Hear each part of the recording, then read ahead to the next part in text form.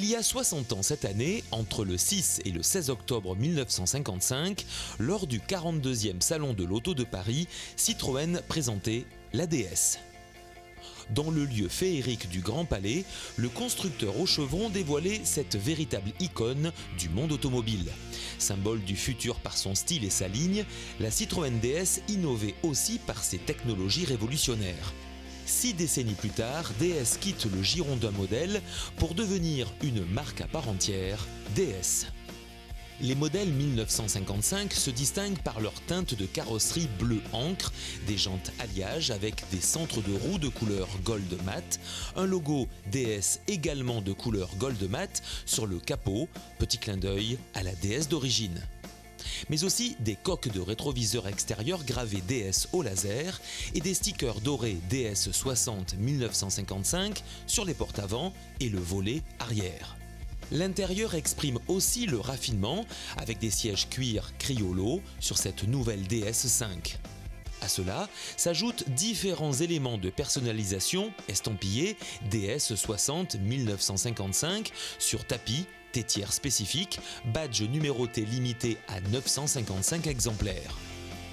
Une édition limitée respectueuse de l'environnement, avec des moteurs performants et efficients, tous équipés de la technologie Stop and Start et respectueux de la norme Euro 6.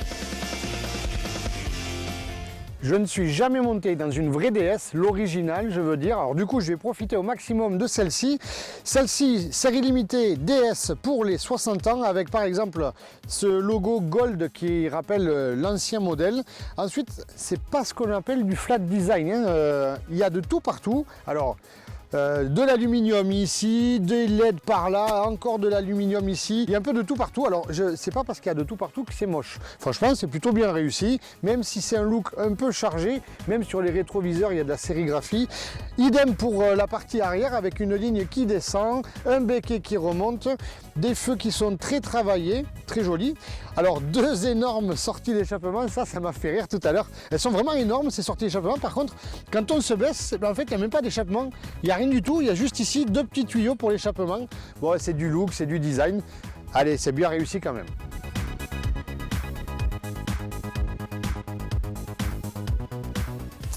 Les goûts et les couleurs, bon, ça varie en fonction des gens. Par exemple, j'aime beaucoup le bleu nuit à l'extérieur qui rappelle justement les DS. Par contre, je trouve que ça va pas très bien avec le marron des cuirs, même si c'est très joli cette forme bracelet de montre. Je trouve que les couleurs vont pas très bien ensemble. Avec le noir ici, bon, c'est un petit peu dommage, c'est pas grave. Sinon, l'équipement est super complet. Il y a vraiment des boutons de partout. On retrouve ici la plaque, c'est le numéro 186 puisque c'est une série limitée. Ensuite, donc des boutons partout, je disais, des options, des vitres électriques, des toits ouvrants qui se règlent de manière individuelle à droite, à gauche, devant, derrière. C'est vraiment bien fait. Même des rangements ici pour les lunettes, par exemple, des rangements individuels. Franchement, il y en a beaucoup, mais moi j'aime bien, ça occupe un petit peu. Au niveau des options, je note aussi les détecteurs d'angle mort et les régulateurs adaptatifs, c'est vraiment bien. J'ai de quoi m'occuper.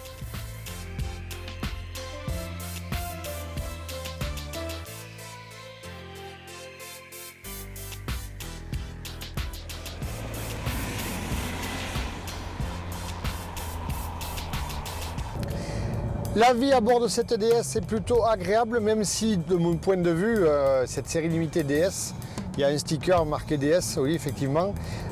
J'ai pas suffisamment connu la DS originale pour vraiment me sentir à bord d'une DS.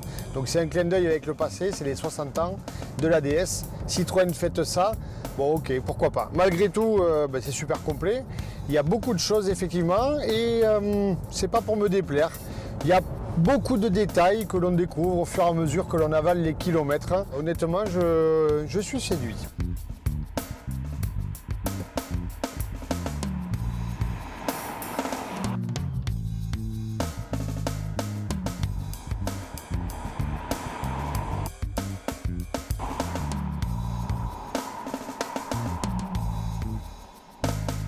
Pour la partie moteur boîte de vitesse, alors 180 chevaux sous le capot, me dit-on.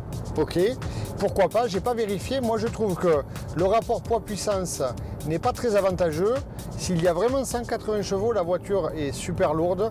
Elle est lente à se mouvoir, à se déplacer. Les relances, ouais, là j'essaie de relancer. Bon, pour moi, c'est pas super dynamique, mais honnêtement, ça suffit largement. La boîte robotisée, elle, par contre, est super agréable. C'est une réussite. On a aussi le mode séquentiel en basculant vers la gauche. On pousse les rapports pour les monter. Il y a 6 vitesses. On descend pour rétrograder. C'est sans à-coups, c'est sans fatigue. C'est en toute sécurité, vraiment. Ça, c'est une réussite.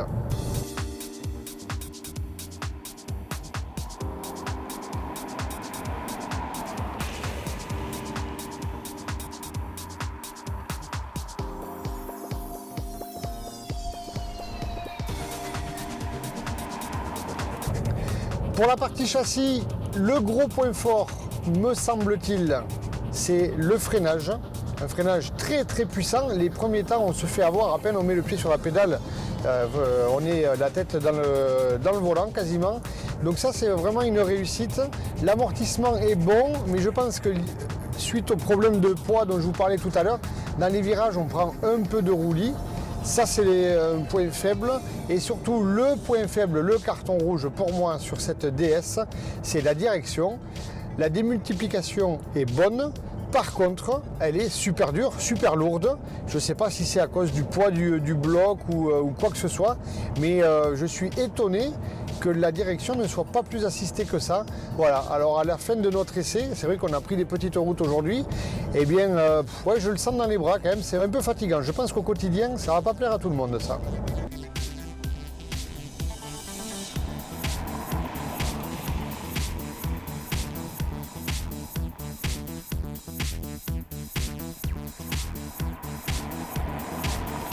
Pour finir, eh bien, je suis ravi d'avoir passé cet essai dans la DS. Je vous donne rendez-vous pour la suite avec la rubrique Actu et la partie Sport. Go! DS5 1955 à partir de 39 750 €.